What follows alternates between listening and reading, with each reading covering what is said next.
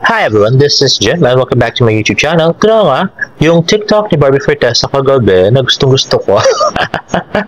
Let's watch this. Explain ko lang ha. Ganito yun eh. Minsan, sabi niya sa akin sandali na lang. Akala ko naman ay sigurado na ako. Handa kong tanggapin ang kanyang oo. Bigla na namang nagbago ang isip niya. Di ko akalain na ganun pala siya. Inaasan niya lang ako. Pitin na pitin ako. Hindi ko na alam kung makakaya ko pa. Di bale na lang kaya. Ayun na nga, I so love the video guys. Parang mga 20 times ko pinapanood yung video. Kasi ang galing nung parang siya nag-acting habang parang interpretative something yung ginagawa ni Barbie habang nagme-makeup. Grabe, feel na feel niya talaga yung song. Diba? With facial expression, hand gestures, diba? Pero nag-acting din siya. At grabe ang kinancel ka ng binuk mong delivery rider. Sino kayong visit na delivery rider na yun na nag-cancel? Kay Barbie Fortesa, naku no. Di kaya si David na nagpaasa, charot. Anyway, eto na nga. So, post naman si David sa kanyang Facebook ng SLR na busy lang. Ay, so solid reply pala yun. Pero mukhang matagal na tong picture na to. At saka parang hindi siya UP guys. Parang may facial hair pa si David dyan. So tweet nga ni Christine Joy, may nagtatampo sa TikTok, Barbie Fortesa, pero may nagpaliwanag sa FB, David Licao. Grabe ko naman kayo makapag-connect. Anyway, ito nga TikTok video na to ni Barbie ay umabot na ng 2 billion views. Okay ba? Puro millions na views ng TikTok ni Barbie ngayon.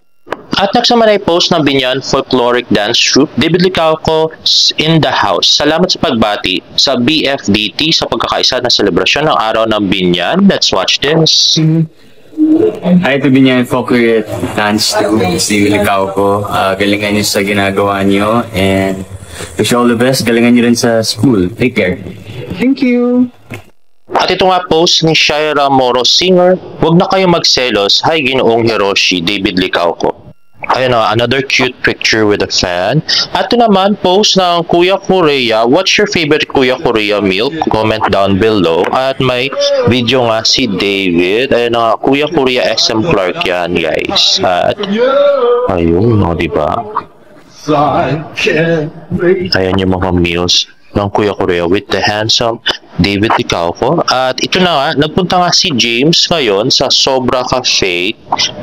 At mukhang kasama niya nga si Tito Jack. Sabi ni Tito Jack, don't judge the book by its cover. Sobra Cafe Opus. At Sobra Cafe Opus Mall. At next naman, ay post ni Barbie Fortesa sa kanyang Instagram. Sabi nga, brown things are very beautiful, like coffee and someone's eyes. Ay, wow. Pero, hindi naman makonyak kay dito kasi hindi naman brown ang may eyes ni David. Sino kaya may brown eyes na maganda? At ito nga guys, ay burado na din. Uy, grabe si Barbie, pura-bura lang. At nagsay post ng Binyan Youth Journalist Club, ANB, hinarana ni David Licauco ang mga Binyanense sa pamagitan ng kanyang pag-awit sa isang Binyan 1580 concert ngayong gabi. Naglalakasan ang tilian at hiyawan ng mga sumalubong kay David nang ito ay lumabas mula sa entablado na dinubog din ng mga fans nito. Ay wow, Tagalog na Tagalog. Yung fans lang yung hindi Tagalog sa mga sinulat niya. Dapat tagahanga. Ayun nga, cute na pambansang Ginoo. Ayan, diba? Chinito. At simpleng-simple lang yung suot niya. At last night at Araw ng Binyan, post ni Nathan Perolino.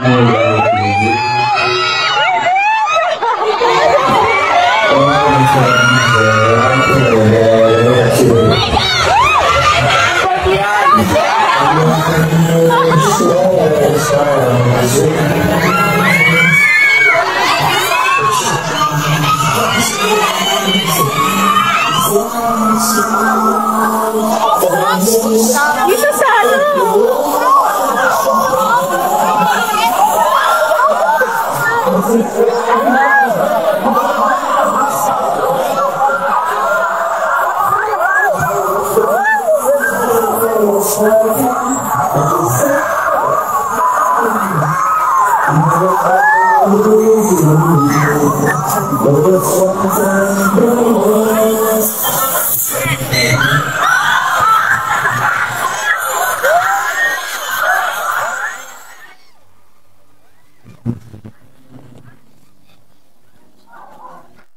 Grabe, napakaswerte ni ate. Nayakap niya at nalamoy niya na ng todo si David. Grabe. At next naman na yung interview kay David Licauco sa stage. Let's watch it. Barbie ba? Barbie ba talaga? So ngayon, syempre, nakabati mo. Aside kasi from mga tigabihan, may mga friends ng pamunta kayo tayo. Yung bagay dito para mo. Saan sila?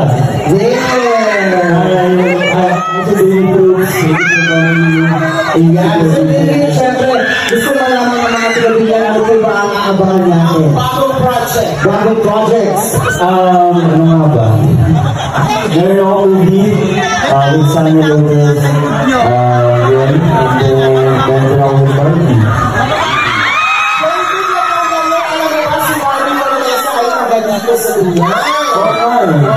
Napag-uusapan namin yun. Hindi ko ba sa imbot? Hindi ko sa napunta dito. Actually, minessage ko sana siya na pagmambawa dito kasi lang, busy, baka busy. Pero, pasalamatan mo muna yung mga binilin sa sumuporta sa pulang araw. Maraming salamat sa mga sumuporta sa akin.